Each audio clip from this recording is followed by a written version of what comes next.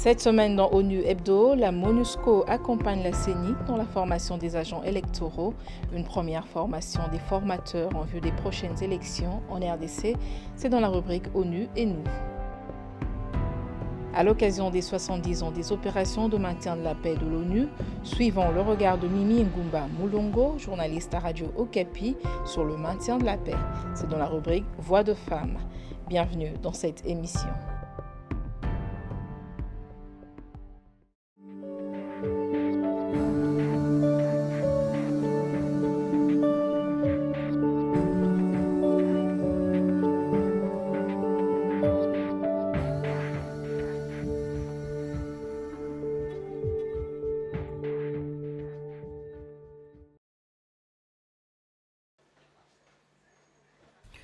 La CENI a organisé au centre Caritas de la Gombe, à Kinshasa, une session de formation des formateurs, des membres des bureaux de réception et traitement des candidatures appelé le BRTC. Donc, c'est la réponse, la personne concernée à se faire identifier dans un BRTC.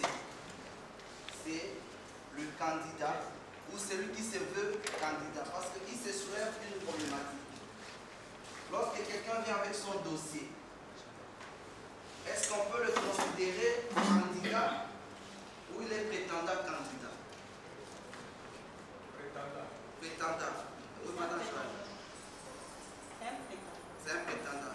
Donc cette formation, c'est pour donner, pour renforcer les capacités de ces membres qui seront commis à la réception et au traitement des candidatures. Au total, nous avons 173 bureaux de réception et traitement des candidatures pour le législatif, national et provincial, et 174 bureaux si on ajoute le présidentiel.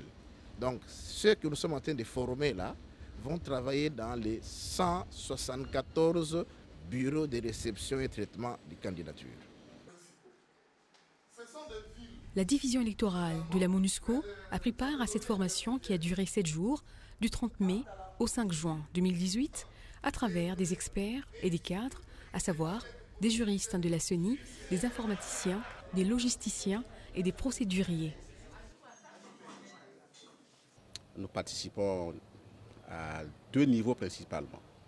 D'abord au niveau de la conception des documents techniques, des procédures que les agents ou les personnels des bureaux doivent utiliser pour pouvoir enregistrer, contrôler, vérifier et finaliser les candidatures.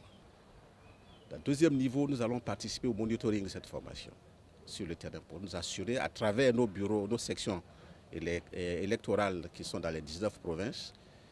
Nous allons suivre cette formation pour nous assurer que la formation est bien donnée parce que c'est un maillon important de la crédibilité des élections, de la transparence des élections.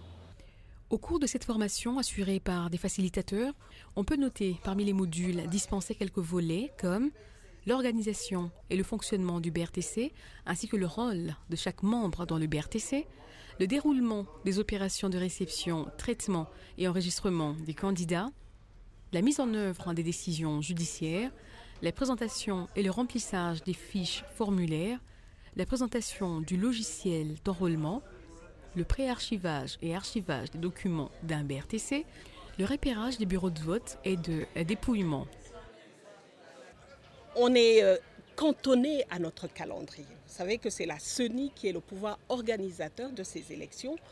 Elle a préparé un calendrier, alors on doit se conformer à ce calendrier-là. Vous avez bien observé qu'on avait prévu une formation de 7 jours et on est déjà au terme de cette formation. Félicitations donc, les amis.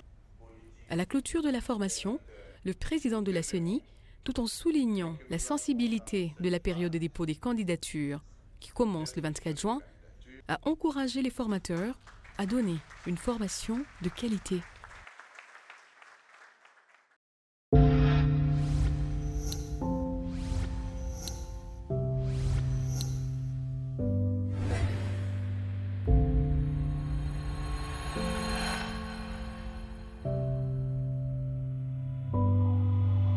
Je m'appelle Mimi Ngumba Mulongo. Je suis principalement journaliste, reporter et présentatrice à Radio Okapi, qui fait partie de la division de l'information publique au sein de la MONUSCO. Je suis basée à Kinshasa.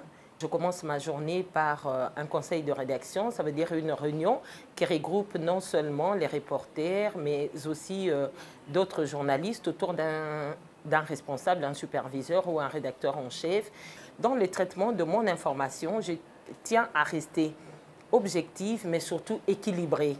Ça veut dire une information qui doit rencontrer et les attentes de la radio, mais aussi les attentes des personnes qui m'écoutent et des auditeurs. Je suis convaincue que mon travail au quotidien a vraiment un impact sur le terrain et a eu à changer des choses. Il y a une dame que j'ai rencontrée à Guémena, que tout le monde m'appelait à voir. Elle s'appelle désormais Mimi Ngumba, simplement parce qu'elle suit à la radio une certaine Mimi Ngumba. Elle s'appelait Mimi Guana et elle a décidé, parce qu'elle considère comme bon travail que j'effectue au sein de Radio Okapi, de se faire appeler depuis Mimi Ngumba. Je fais ce travail d'abord parce que pour moi c'est une vocation, c'est une passion.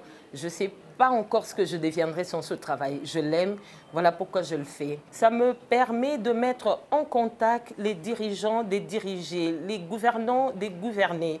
Ça me permet de porter à la connaissance de tout le monde de ce qui se passe dans un coin donné, soit-il reculé du pays, reculé de la ville. En fait, ça me permet, moi, d'être utile dans ce sens que j'interviens dans la résolution de plusieurs problèmes. Voilà pourquoi je vous prie de continuer à nous faire confiance. Nous continuons et nous serons toujours la radio au service de la paix. Merci.